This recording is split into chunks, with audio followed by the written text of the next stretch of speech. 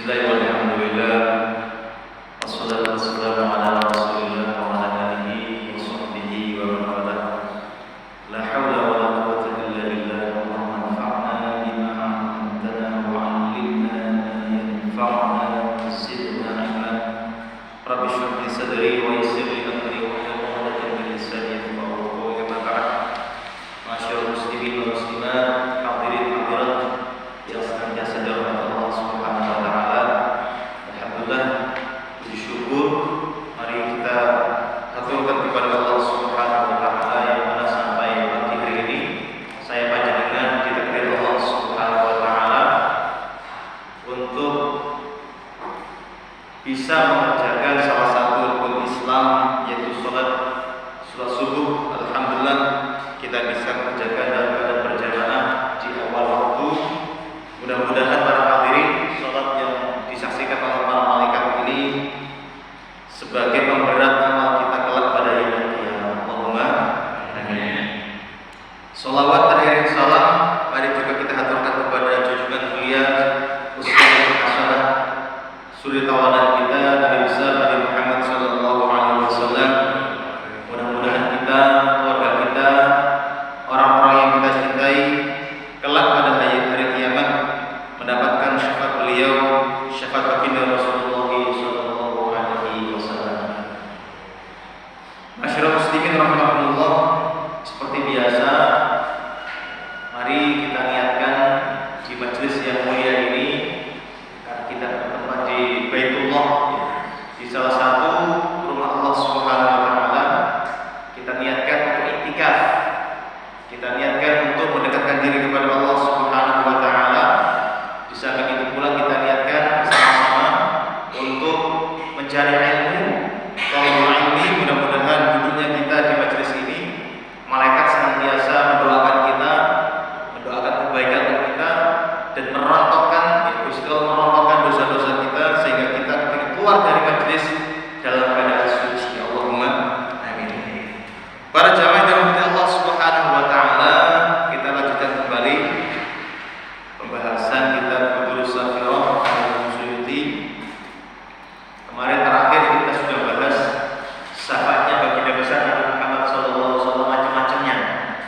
Kita pagi hari ini akan memasuki bab baru tentang babul a'mali al-mujibah li syafa'atihi sallallahu alaihi wasallam. Amalan-amalan apa saja yang bisa dengan amalan tersebut kita meraih syafaat baginda Rasulullah sallallahu alaihi wasallam. Kita kemarin sudah kita bahas bagaimana Nabi Muhammad sangat cekatan, sangat luar biasa menolong umatnya. Tinggal kita sebagai umatnya, apa yang akan kita siapkan, apa yang kita kerjakan, amal apa saja yang sudah kita istiqomahkan, sehingga dengan amalan tersebut ya, mudah-mudahan dengan izin Allah Nabi besar Nabi Muhammad SAW memberikan syafaatnya kepada kita. Terus judul ini adalah amalan apa saja yang bisa mengantarkan kita mendapatkan syafaat baginda besar Muhammad Sallallahu Alaihi Wasallam.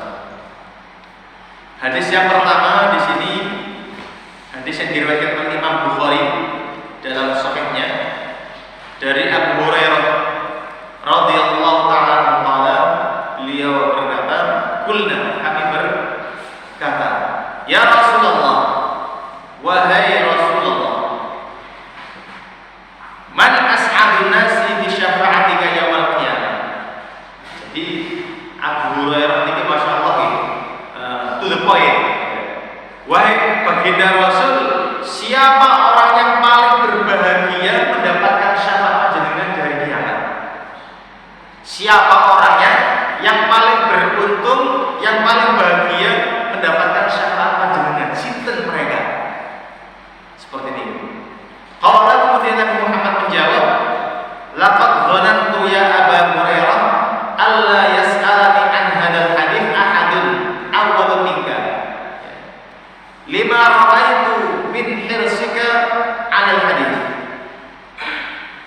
Sungguh aku telah menduga, kata Rasulullah, sungguh aku telah menyangka wahai Abu Hurairah, tidak ada seseorang pun yang bertanya tentang hadis ini melainkan sampean yang pertama kali menanyakannya. Masya Allah.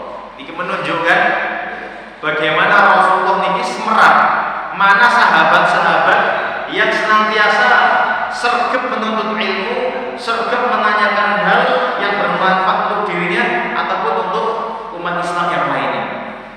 Terus Nabi Muhammad ini memberikan apresiasi kepada Sayyidina Abu Hurairah. Wis tak kira sampai itu akan menanyakan sesuatu hal yang tidak akan menanyakan hal tersebut kecuali sampai di sini. Seperti ini. Terus Abu Hurairah luar biasa, kira-kira apa ya yang ketika ada sesuatu yang mengganjal di pikiran beliau langsung beliau tanyakan kepada Nabi Muhammad Shallallahu Alaihi Wasallam. Makanya dalam ilmu hadis ya, Abu Hurairah ini termasuk sahabat yang paling banyak meriwayatkan hadis Nabi. Padahal menurut sejarah Abu Hurairah ini napa nggih mlebu Islam ini kari-kari Pak. Agak belakangan. Disebutkan dalam beberapa riwayat ini beliau nggih meriwayatkan hadis Nabi itu nggih kurang lebih 3-4 tahun sebelum Nabi Muhammad meninggal dunia. 3-4 tahun sebelum Nabi Muhammad meninggal dunia. Tapi kenapa beliau yang paling banyak meriwayatkan hadis? Makanya di antara golongan ada yang mempertanyakan napa Abu Hurairah ini bener enggak Abu Hurairah masuk Islam yang kari-kari tapi yang meriwayatkan hadis paling banyak. Bahkan disebutkan Abu Hurairah ini 6.000 sekian hadis beliau terima langsung dari Rasulullah. Makanya beberapa golongan tak percaya nih. Padahal kalau kita lihat hadis Bukhari, ya, Imam Bukhari ini menunjukkan bagaimana Abu Hurairah sangat semangat dalam menuntut hadis. Makanya para ulama menjawab tuduhan tersebut. Kenapa Abu Hurairah paling banyak periwayatannya masalah hadis dibandingkan sahabat yang lainnya? Disebutkan dalam beberapa keterangan. Karena kalau sahabat muhajirin, ya orang yang hijrah dari Mekah menuju Madinah, niki mayoritas disibukkan dengan perniagaan, dodolan, ya kan? Sehingga tak kober, napa untuk bermulazamah ini senantiasa menyertai Rasulullah. Ya kan, seperti ini. Makanya disebutkan dalam suatu keterangan Umar bin Khattab itu dengan sahabat yang lain ini gantosan. Terus saya pernah baca dalam suatu keterangan ketika Umar datang di majelisnya Nabi Muhammad, maka dengan partnernya tadi gantian memberikan tahu tadi Nabi Muhammad menyampaikan hal ini dan hal itu.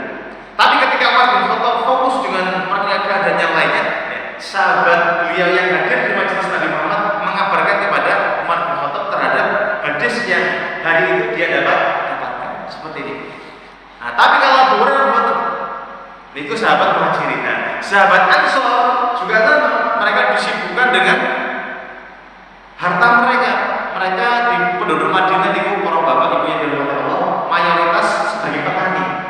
Ya kan? Gina kebun kurma, ya kan? Kebun anggur macam-macam, sehingga kita lebih banyak aktivitas mereka juga sama mencari nafkah dan yang lain. Nah, sedangkan Abu Hurairah niki menurut suatu keterangan beliau ini termasuk ahli sufa. Ahli sufa itu orang yang hidupnya tadi agak sangat-sangat sederhana, hidupnya di emperan Masjid Nabawi, ya kan? Mereka fokusnya untuk ibadah. Kalau ada orang memberi alhamdulillah, ya boten ganjel petenge kali batu, sehingga sangat memungkinkan ketika Nabi Muhammad SAW menyampaikan pelajaran, menyampaikan tausiahnya, beliau selalu hadir bersama Nabi Muhammad SAW. Bahkan suatu keterangan kemarin saya cari-cari di beberapa referensi itu sama hadis Bukhari Muslim. Suatu ketika Nabi Muhammad menyampaikan bersabda kepada para sahabatnya, "Man yabsut ridaahu hatta aqdi maqalati, thumma yaqbidhu falan yansa." Siapa yang mau membentangkan sajadahnya, membentangkan selendangnya, sehingga aku akan mendoakan, ya, menyempurnakan doaku, ya. Kemudian selendang tersebut dia pakai ternyata Abu Hurairah orang pertama kali yang menghamparkan selendang beliau atau sajadah beliau. Kemudian Nabi Muhammad mendoakan Abu Hurairah sehingga setelah itu selendang atau sajadah Abu Hurairah diusapno tenggene dodoe jeneng Abu Hurairah. Seperti ini. Maka setelah itu Abu Hurairah menyampaikan, fabasattu burdatan kanat alayya, maka saya bentangkan burdanya selendangnya beliau kanat alayya yang beliau gunakan untuk sajadah. Fawalladzi ba'atsahu bil haqq, demi Allah ma nasitu syai'an sami'tu minhu, demi Allah saya tidak pernah bisa melupakan apa yang beliau sampaikan, apa yang saya dengar dari beliau. Ini penuturan Abu Hurairah langsung yang diriwayatkan oleh Imam Bukhari Muslim. Dan keterangan yang lain, Abu Hurairah mengeluhkan sesuatu, ya Rasulullah saya banyak mendengar hadis jenengan, tapi saya sering lupa, ya kan?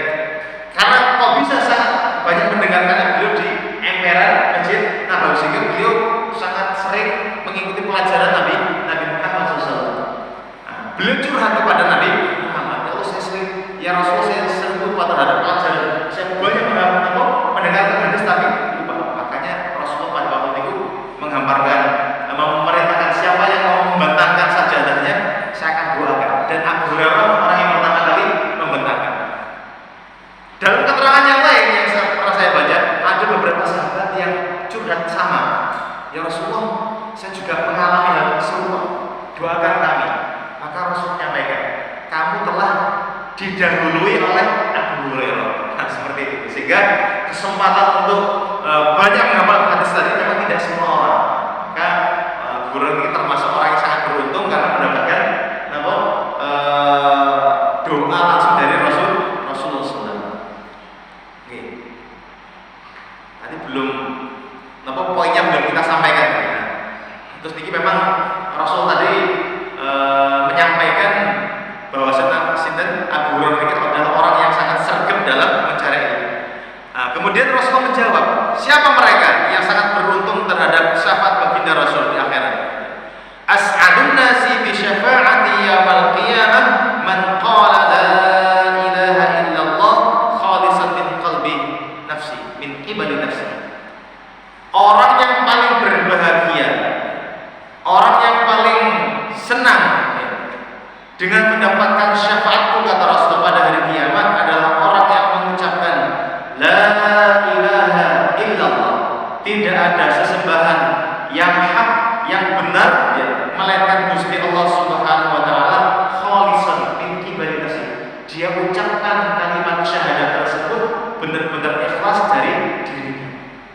Terus amalan yang pertama, dengan amalan tersebut insya Allah kita akan mendapatkan syafaat baginda Rasul adalah mengucapkan kalimat tahlil la ilaha illallah, ikhlas karena Gusti Allah, ikhlas karena Gusti Allah.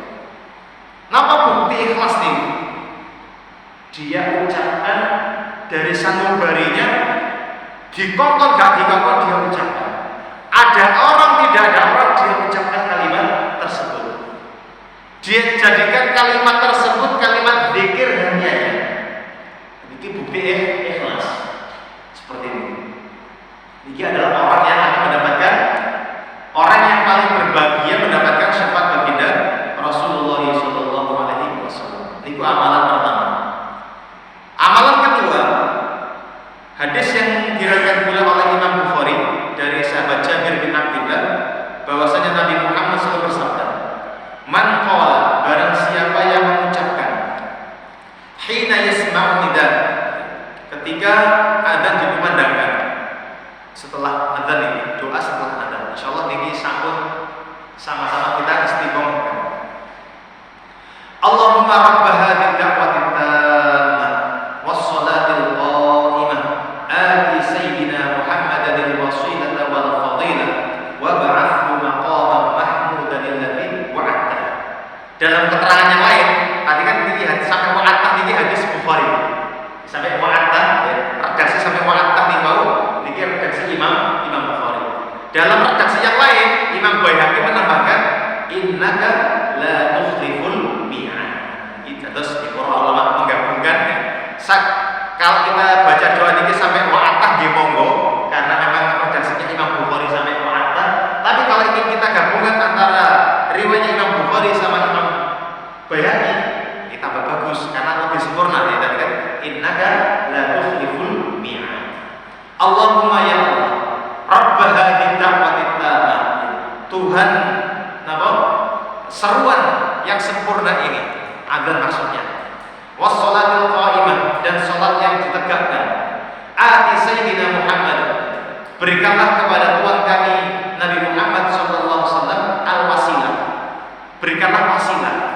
Kata para ulama, ya saya juga baca di beberapa kamus itu, wasilah itu apa?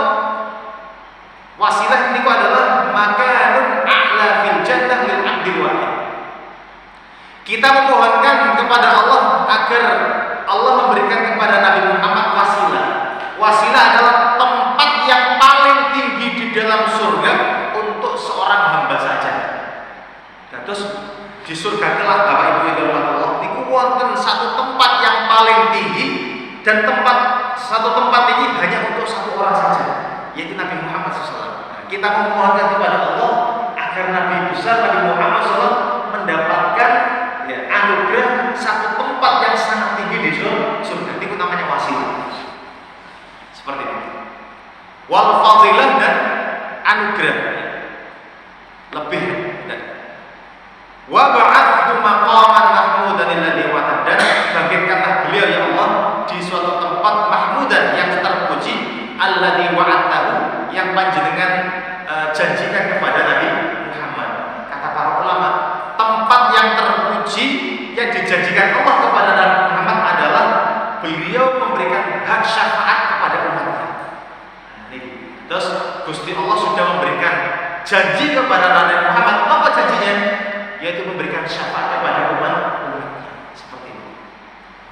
Di dalam tadi ada tambahan hadis redaksi dari Imam Baihaqi, innaka la tukhliful mi'ad. Sesungguhnya panjenengan ya Allah tidak menyelisih janji panjenengan. Ini sebagai penguat, ya kan? Kan di Quran kan banyak nih Pak ya. Innallaha la yukhliful mi'ad. Sesungguhnya Allah tidak mengingkari janjinya. Ini juga sama, kita juga menyampaikan kepada Allah, innaka la tukhliful mi'ad.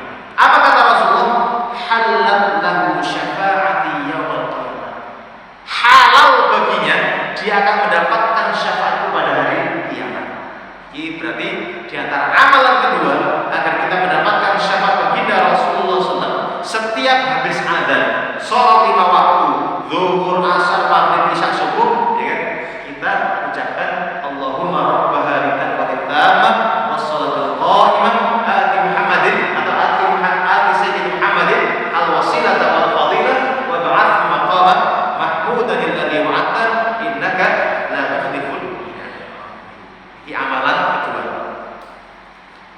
Amalan berikutnya, di antara hal yang bisa kita lakukan mumpung kita masih diberi kesempatan Allah Subhanahu wa taala, adalah di hadis riwayat Imam Muslim. Tadi Imam Bukhari ini Imam Muslim. An Amir bin Sa'd bin Abi Waqqas, qala, beliau berkata, qala Rasulullah sallallahu alaihi wasallam, Nabi Muhammad bersabda, la yathbutu ahadun, tidaklah seseorang ini tegar, ala laqwa'il Madinah, atas penderitaan atau laparnya wajah al-Madinah, di kota Madinah, wajah duha, dan kesusahan di kota Madinah, illa kuntu lahu syafi'an, melainkan aku menjadi pemberi syafaatnya, au syahidan yaumil qiyamah, atau sebagai saksinya pada hari kiamat. Ini hadis yang ketiga ini para jamaah sebagai keutamaan bagi orang-orang yang tinggal di kota Madinah. Terus ini berarti bukan keutamaan orang yang tinggal di Sidoarjo, ya kan? Ini khusus bagi orang Madinah Al-Munawwarah.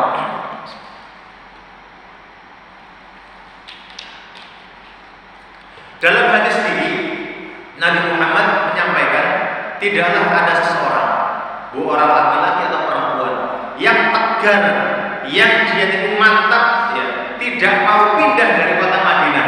Dia terus bertahan di kota Madinah, meskipun di kota Madinah tadi penuh dengan cobaan, ya kan, bahkan mungkin pas musim paceklik, ya kan, kelaparan dan yang lainnya, ya.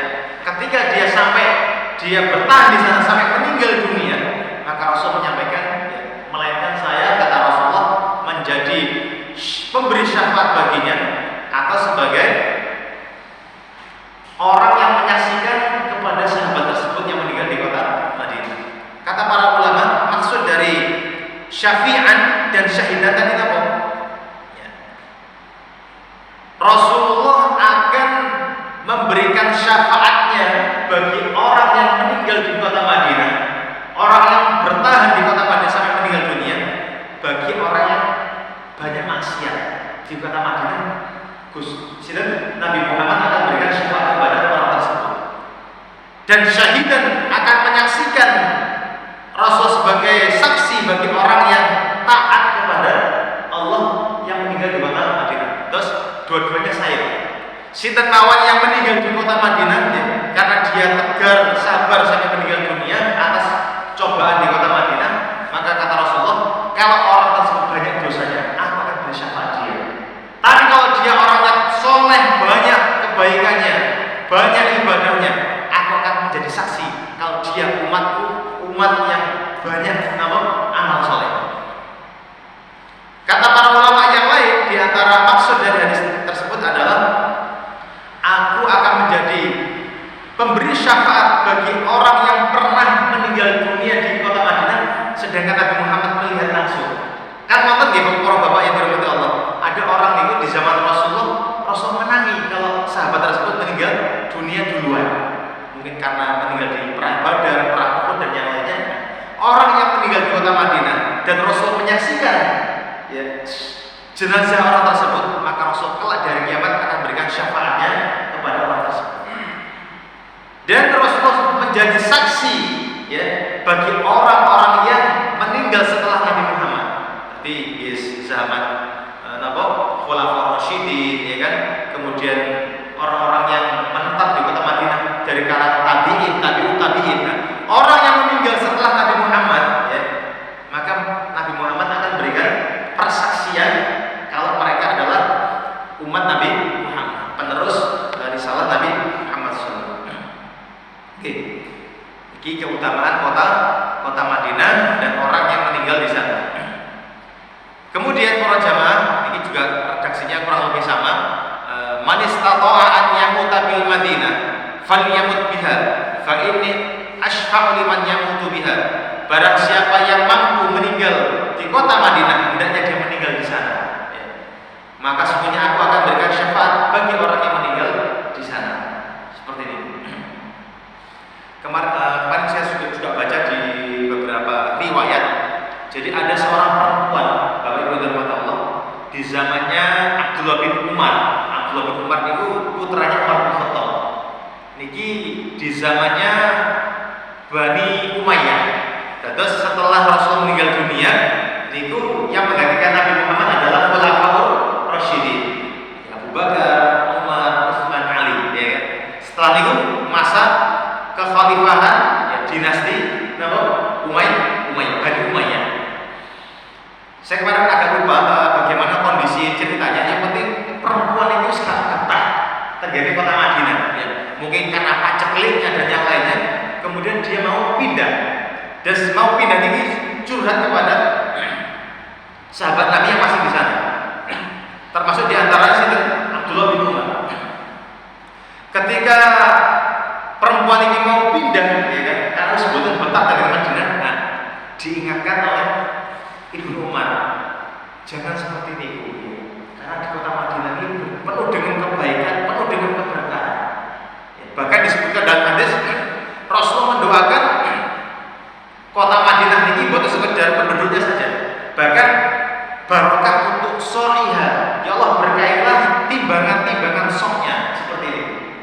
Makanya kalau saya panjenengan sekarang melihat kota Madinah, masya Allah, ya kan, buah gua-gua macam-macam, luar biasa, dikunjungi banyak orang ya kan. Bukan dari kota Madinah asal saja, dari Sidoarjo ya kan. Kalau umrah juga mampir ke kota Madinah ya kan. Dari penjuru negeri ini pasti ya mengunjungi di kota Madinah dan kota Makkah. Sehingga perempuan tadi gak jadi hijrah karena tahu keutamaan kota Madinah itu. Oke, berikutnya para jamaah rahmat Allah, di antara keutamaan yang lainnya ini masih di Haramain ya. Imam Tabrani dari Salman Al-Farisi dari Nabi Muhammad SAW bersabda, "Man mata fi ahadil haramaini istaujaba syafa'ati wa kana yaumil qiyamah minal aminin." Barang siapa yang meninggal dunia di salah satu tanah haram di Mekah atau di Madinah, istaujaba syafa'ati, wajib dia mendapatkan syafaatku. Wa kana yaumil qiyamah minal aminin, dan kelak ketika di hari kiamat, ketika dibangkitkan Allah pada hari kiamat, minal amin, termasuk orang-orang yang mendapatkan jaminan keamanan. Masya Allah. Ini berarti keutamaan meninggal di Haramain. Tahun lalu, tahun ini kemarin ketika ibadah haji, tahun yang lalu 2023, itu jamaah haji yang meninggal kurang lebih 700 sekian. Alhamdulillah saya kemarin sepekan mengikuti bimbingan manasik haji. Terus memang ada semacam kerjasama antara Muhammadiyah, kemudian dari pihak UINSA dan Kemenang mengadakan seminar atau memang pelatihan seminar kurang lebih 1 pekan, mulai dari hari Jumat sampai hari Kamis. Jumat sampai Kamis. Alhamdulillah saya kemarin sudah ikut, pesertanya 115 dari banyak, dari Palembang juga datang, kemudian dari mana kemarin, dari Sulawesi atau mana, tapi mayoritas dari Surabaya. Mayoritas dari Surabaya. Niku di antara pemateri menyampaikan tahun 2023 itu terjadi banyak korban yang meninggal dunia, wabil khusus ketika di Musdalifah. Yang pertama karena memang ini juga rahasia umum. Orang yang berangkat haji kan seharusnya pakai visa haji. Ini banyak yang pakai visa ziarah atau visa umroh. Terus wis umroh nang kono gak balik-balik langsung langsung sekalian haji. Ya seperti ini. Atau visa ziarah. Makanya tahun 2024 pemerintah Arab Saudi memperketat, sehingga setiap jamaah yang haji wajib punya tasreh, punya surat keterangannya, boten langsung dicekel polisi, dibuang. Kemarin saya dapat cerita pas pemateri ini buat salah, pematerinya pas penutupan itu dari rektor UINSA menyampaikan, ada jamaah Indonesia, jamaah resmi Pak, haji tahun 2024 ini, pas tidak membawa perlengkapan gelang, pasang ini pas eten pemeriksaan razia, gak gawa nopo-nopo langsung dibawa polisi Riyadh, jenengan bayangkan tegene Riyadh, dibuat tegene Riyadh. Jamaah yang lainnya rombongan golei, bahkan sampai di sana kan ada tentara yang diutus golei Pak, gak ketemu. Parah gitu tuh bojo nangis Pak, mular ya, nanti bojoku golei gak ketemu. Telepon sampai nanti bukan ngerti ya wis, pokoknya tadi ketika ngarep hotel moro-moro ada polisi, ketika gak kelihatan langsung ditangkap polisi, kemudian dibuang ke area. Wis coba sampai itu fotokan, videokan di area sekitar, kemudian dicek oleh karena jamaah ini punya kenalan orang Arab di situ, ya kan, yang tinggal di Mekah. Oh ini bukan di Mekah nih, ini di Riyadh. Akhirnya cari Mbak dari Riyadh, ketemu. Nah, ini yang menunjukkan dari kisah tadi, ketika di Musdalifah nih, seharusnya menampung kapasitasnya kan kemarin pemerintah kita diberi 120-an ribu ya kurang lebih. Tapi dikarenakan jamaah yang ilegal dengan haji ilegal dengan visa umroh, visa ziarah dan visa yang buat visa haji sehingga tenggane minat yang membeludak apalagi Musdalifah kan buat ternyata kenapa tidak ada Pak tendanya Pak ada tendanya Pak terus bener-bener kenapa payungnya gaya langsung nangit ya kan hamparan di bumi ini seperti kepanasan sehingga banyak orang yang meninggal dunia. Makanya tahun 2024 kemarin sangat ketat. Makanya tahun 2025 besok nih juga sama kurang lebih ya nanti kemarin mungkin juga sudah dipraktekkan di tahun 2024. Kalau ingin haji tahun 2025 kalau jenengan dipanggil maka syarat istitoah kan mampu lagi syarat istitoahnya yang mungkin ini tidak ditemui di kitab-kitab para ulama ya. Syarat istitoahnya adalah mendapatkan surat sehat dari dokter. Kalau jenengan masuk gelombang besok masuk orang yang dipanggil haji tahun 2025 ya, sebelum jenengan pelunasan jenengan harus mendapatkan surat dokter. Nek panjenengan tidak mendapat surat dokter meskipun jenengan dipanggil tidak mungkin berangkat. Jenengan pastikan dulu dapat surat dari dokter ya kan, baru jenengan melunasi. Kalau zaman-zaman dulu kan boten nggih, melunasi dulu baru surat dokter. Sekarang boten. Istitoahnya adalah kalau mau berangkat jenengan harus semuanya gula darah harus normal ya kan. Sudah normal baru jenengan melunasi. Itu di antara syarat istitoah yang kemarin kita dapatkan. Kok kesana-sana. Jadi barang siapa yang meninggal di salah satu negeri yang dimuliakan Allah ya, Ahadul Haramain ya, yaitu kota Makkah dan kota Madinah, mudah-mudahan kemarin yang haji kita masuk dapat fadilah nih ya. Wajib mendapatkan syafaat baginda Nabi Muhammad. Dan ketika kelak di hari kiamat termasuk orang yang mendapatkan jaminan keamanan, gak bagi belas seperti ini. Orang yang pada ketakutan mereka mendapatkan jaminan keamanan. Nggih, itu dinamakan amalan ya betul amalan Pak ya. Karena ajal itu betul. Tadi kan jelas ya amalan nih, itu tadi membaca la ilaha illallah itu amalan ya. Mendengar doa setelah adzan itu amalan. Nek ahadul umat meninggal dunia di salah satu tanah haram iki. Rada orang masuk meninggal di sana. Mungkin yang dipanggil umrah atau haji kan. Jadi keutamaan bagi orang meninggal dunia di sana. Nah, berikutnya para jamaah dan pengetahuan ini baru amal-amal. Ini hadis riwayat Imam Baihaqi ya. Fi Syu'abi ya, dalam kitab beliau Syu'abul Iman ya, cabang-cabang keimanan. An Anasin qala dari sahabat Anas beliau berkata, qala Rasulullah sallallahu alaihi wasallam bersabda. Akfiru as-shalata alayya. Hei para sahabat, hei umatku, ya, perbanyaklah oleh kalian sholawat kepadaku. Allahumma sholli ala Muhammad wa ala ali Muhammad. Allahumma sholli ala sayyidina Muhammad wa ala ali sayyidina Muhammad. Kapan fi yaumil jumu'ati, pada hari Jumat. Wa lailatul Jumu'ah, dan malam hari Jumat. Ini perintah langsung dari Nabi Muhammad kepada umatnya, kepada para sahabatnya untuk memperbanyak sholawat kepada beliau di malam Jumat atau hari Jumat. Faman fa'ala dzalika, maka barang siapa yang mengamalkan sholawat pada hari Jumat atau malam Jumat, kuntu lahu syahidan wa syafi'an yaumil qiyamah. Aku akan menjadi saksi baginya dan juga menjadi pensyafaat dia pada hari kiamat.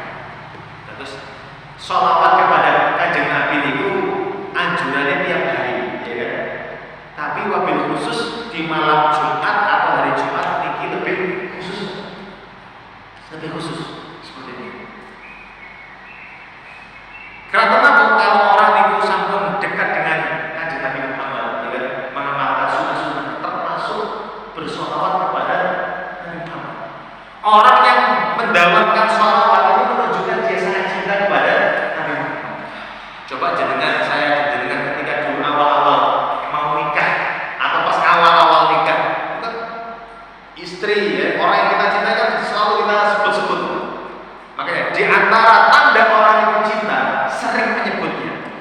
Kalau kita cinta kepada baginda Nabi Muhammad berarti sering bersolawat kepada beliau.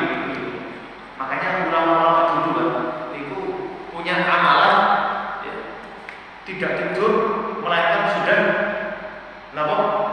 solawat sekian kali, 100 kali, 1000 kali seperti ini. Makanya pernah diriwayatkan di antara khalifah di dinasti Utsmaniyah yang terakhir sebelum runtuh ya kan, Daulah Utsmaniyah ya, sebelum runtuh itu saya lupa kalau nggak salah Khalifah Abdul Hamid atau siapa nih, itu beliau punya amalan setiap malam itu berapa ribu bersolawat kepada Nabi. Pas beliau itu banyak kegiatan, masya Allah, sampai lupa aturan, ya kan? Ketiduran sampai lupa tidak bersolawat kepada Nabi Muhammad. Seperti itu. Nah, di antara rakyat beliau ada yang mimpi ketemu Nabi Muhammad. Sampai dia itu ngomong, karena ketemu Nabi Muhammad, sampaikan kepada Abdul Hamid, ya, kalau tadi malam dia belum bersolawat kepada, dan sampai minta kepada dia, silakan, dia akan memberikan. Dan ini datang kepada Khalifah tadi. Wahai Khalifah, jangan punya utang kepada saya. Jadi ajudannya, sama mau kemana? Ketemu Khalifah. Ada apa? Pokoknya penting. Akhirnya dia datang menemui Khalifah menyampaikan, wahai Khalifah, jangan punya utang kepada saya. Dulu bisa sampaikan. Tadi malam saya ketemu Nabi Muhammad. Langsung bergetar Khalifah ini, bergetar. Sampai udah diberi uang. Orang tersebut diberi uang terus. Karena dia itu punya utang banyak, punya utang banyak, bingung. Ya, akhirnya beliau bersolat banyak, walau apa amalan dia. Akhirnya beliau mimpi ketemu Rasul. Wasilah mimpi ketemu Rasulullah, beliau bisa nyaur utangnya karena Khalifah memberikan dia uang. Seperti ini gitu. Akhirnya diberi uang. Sampai dikabarkan tadi malam saya ketemu Rasulullah menyampaikan, sampaikan salam kepada Abdul Hamid, sampaikan kepada dia bahwasanya tadi malam dia lupa belum bersolawat kepada sama seperti itu. Akhirnya orang tadi ketika yang dia nyotrokan apa? Akhirnya alhamdulillah sakit nyaur seperti itu. Oke, jadi dadas ulama-ulama dahulu bahkan para orang yang di pemerintahan karena dekat dengan agama Islam, dekat dengan syariat, beliau cinta kepada Rasul. Di antara bukti cinta beliau adalah mengamalkan bersolawat kepada baginda Rasul. Paling kalau saya panjenengan paling nunggu malam Jumat atau tidak Jumat. Kalau beliau enggak, tiap malam mendawamkan bersolawat kepada Nabi Muhammad. Nah mungkin di keterangan lain insya Allah banyak keutamaan fadilah sholat. Oke. Niku berarti di antara amalan berikutnya tadi adalah bersolawat kepada baginda Nabi Muhammad di malam Jumat atau hari Jumat. Hadis berikutnya, hadis riwayat Imam At-Tabrani dengan sanad jayyid, sanad yang bagus dari Abi Darda, sahabat Abi Darda, qala beliau berkata, qala Rasulullah sallallahu alaihi wasallam, man shalla alayya, barang siapa yang bersolawat kepadaku, hina yusbih ashran, ketika pagi hari 10 kali. Wahina yumsi ashran, ketika sore hari 10 kali. Adrakathu syafa'ati yaumil qiyamah, maka syafaatku pada hari kiamat akan dia dapat. Atau saya panjenengan contoh di pagi hari ini Pak. Jadi kan kalian lenggah-lenggah gini sambil mendengarkan kajian bersolawat Allahumma sholli ala Muhammad wa ala ali Muhammad. Allahumma sholli ala sayyidina Muhammad wa ala ali sayyidina Muhammad. Peng 10 Pak. Sore nanti juga sama 10. Pagi niku ya, secara umum paling bagus untuk berzikir, bersolawat itu adalah waktu habis subuh sampai sebelum matahari terbit. Itu waktu yang paling bagus untuk berzikir. Sore juga sama. Sore itu waktu yang paling bagus untuk berzikir adalah habis sholat asar sampai sebelum matahari tenggelam. Tapi Ustaz, apa nggak boleh zikir setelah matahari terbit atau setelah matahari tenggelam? Boleh-boleh saja, ya kan? Tapi yang paling afdal itu zikir yang paling baik ketika pagi itu adalah habis subuh sampai matahari sebelum terbit. Kalau sore setelah salat asar sampai matahari sebelum terbenam. Tapi kalau sebelum melakukan, ya dilakukan setelahnya boleh masalah. Ini juga termasuk apa? Pagi. Ya, kalau setelah terbit juga masih pagi. Setelah apa? Mantun tenggelam ya, masih apa? Masih masuk sore meskipun sudah memasuki malam ya. Nggih, niku dados ini sebagai penguat bahwasanya kalau tadi khusus malam Jumat dan hari Jumat, kalau hadis yang bakal kita baca ini amalan harian, bersolawat pagi hari 10 kali dan sore hari 10 kali. Berikutnya para bapak ibu yang dirahmati Allah Subhanahu wa taala, di antara amalan yang akan mengantarkan kita mendapatkan syafaat baginda Rasul adalah di hadis riwayat Imam Ahmad dengan sanad yang sahih dari Ziyad bin Abi Ziyad Maula Bani Makhzum an khadimin sallam, dari pelayan Nabi Muhammad SAW. Beliau berkata, terus ini pelayan Nabi Muhammad yang berkhidmat kepada Nabi Muhammad berkata, karena Nabi SAW mimma yaqulu bil khadim. Suatu ketika Nabi Muhammad ini menawarkan sesuatu kepada pelayan yang berkhidmat kepada Nabi Muhammad. Alakah aja sampai punya kebutuhan enggak? Terus Nabi Muhammad itu menawarkan kepada Muhammad. Nabi Muhammad kan umum. Nabi Muhammad itu adalah orang yang sangat dermawan. Beliau dalam keterangan hadis yang lain tidak pernah ketika diminta seseorang ngomong tidak, pasti nggih. Ya Rasul saya minta ini, nggih, ambil. Ya Rasul saya minta ini, nggih, ambil gitu. Maka saking dermawanannya, saking dermawan beliau ini menawarkan kepada pembantu beliau, alakah haja, apakah sampai punya kebutuhan yang saya akan bantu untuk mewujudkannya, kata Nabi Muhammad.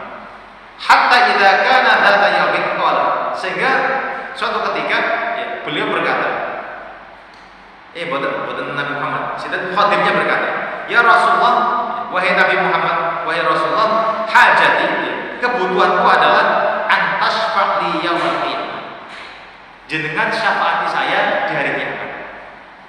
Hei baginda Rasul, saya punya satu permintaan kepada panjenengan. Satu permintaan saya adalah jenengan beri syafaat kepada saya kelak di hari kiamat. Qala, maka Nabi Muhammad bersabda, fa'inni bi kathratis sujud.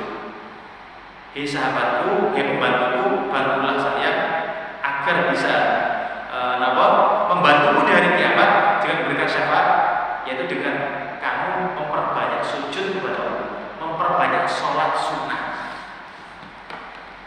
Terus di antara amalan agar kita mendapatkan syafaat baginda Rasul adalah memperbanyak sholat sunnah. Di kathratis sujud, memperbanyak sujud.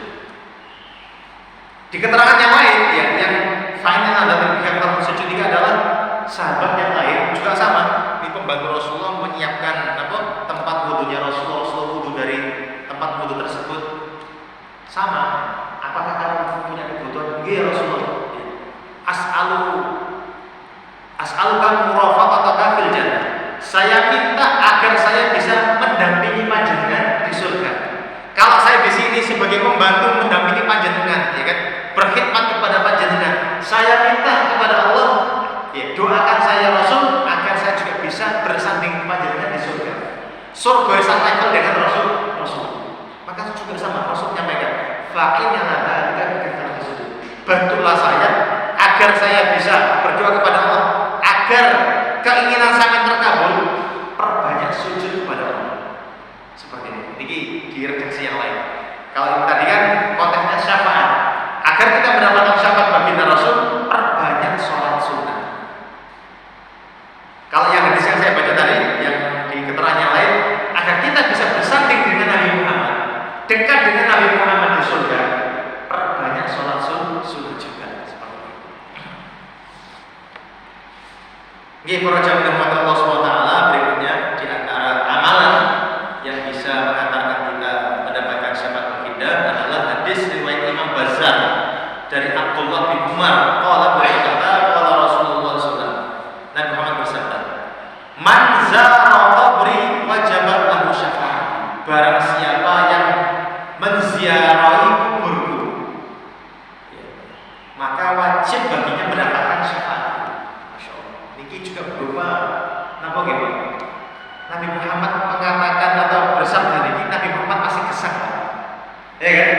Masih hidup beliau, tapi beliau mengkhabarkan sesuatu yang akan terjadi di masa depan. Kan banyak ya sabda-sabda beliau menyampaikan berita tentang masa depan. Nah, termasuk ini, barang siapa yang menziarahi kuburku, padahal beliau masih hidup nih, ya. Barang siapa yang menziarahi kuburku, maka wajib telah di hari kiamat mendapatkan syafaat. Makanya saya panjenengan, meskipun ziarah kubur ke Nabi Muhammad di Madinah ini bukan termasuk amalan haji, bukan amalan umroh. Umroh ini Mbak, jadi begini Mekah, ya kan? Begini Mekah, jadi kan kalau umroh, ya kan? Pertama ya ngambil mikot, ya kan? Pakai baju ihram, kemudian jadi kan tawaf, ya kan? Habis itu sa'i, habis itu potong rambut, gundul, cukur seperti motor, sampai selesai.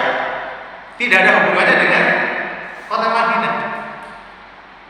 Haji juga sama, amalan haji itu di kota Mekah sana, ya kan? Tadi kalau haji orang Indonesia kan pakai haji tamattu, ya. Tamattu itu umroh dulu, ya kan? Tamattu dari kata mut kan enak-enakan, makanya orang kenapa kok enak, ya kan? Haji tamattu kok dinamakan haji yang enak, karena apa? Habis mengerjakan umroh, ya kan? Bisa tahallul, jadi kan bisa pakai baju, ya kan? Pakai sarung.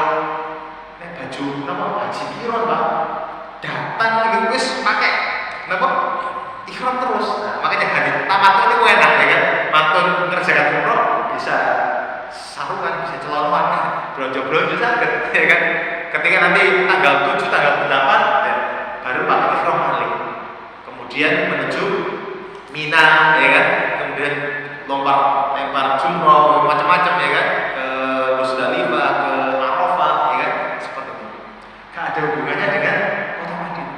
Tapi rata-rata Bapak Ibu yang dirahmati Allah, dari kitab yang pernah saya baca, ketika ada buku manasik haji, pasti di situ ditambahkan hukum ziarah kubur ke makam Rasulullah. Sak paket. Meskipun itu bukan amalan haji, bukan amalan umroh, tapi sak paket. Sampai jenengan di sana gak terjadi kota Madinah rugi, ya kan? Karena di kota Madinah kita nih punya banyak fadilahnya. Termasuk ziarah kubur tegene makamnya Nabi Muhammad ada fadilahnya. Jenengan sholat tegene Masjid Nabawi ada fadilahnya. Pasti di Madinah juga nanti jenengan ziarah tegene Kuba, ya kan? Yang mana kata Rasulullah, siapa yang wudu di rumahnya kemudian sholat 2 rakaat di Kuba seperti umroh, kan gitu. Banyak fadilah di kota Madinah nih. Nah, gitu. Makanya kalau saya panjenengan ditakdir saya akan umroh, saya akan haji, ya ketika jenengan di Madinah sekaligus apa? Ziarah tegene makam Rasulullah. Ini setiap hari, sakit, ya kan?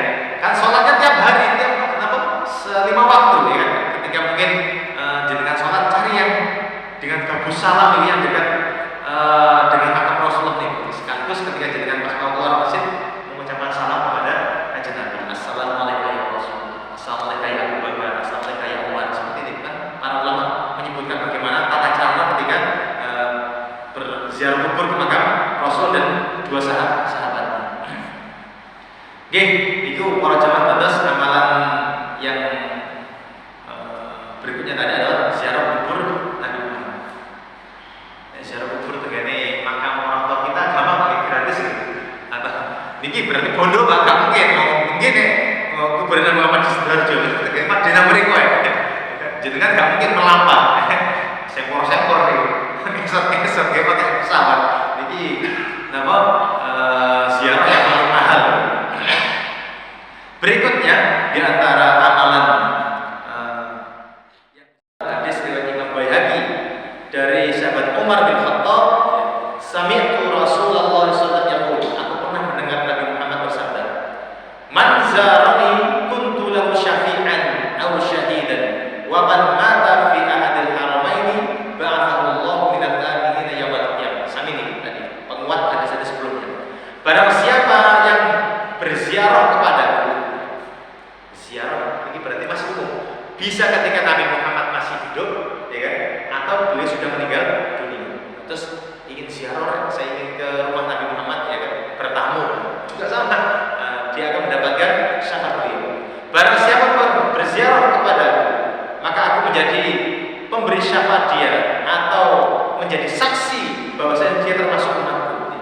Wa man mata fi adil haramain, dan barang siapa yang meninggal di salah satu tanah haram, ya, kota Mekah atau kota Madinah, ya, Gusti Allah akan membangkitkan dia termasuk orang yang mendapatkan jaminan keamanan pada hari kiamat.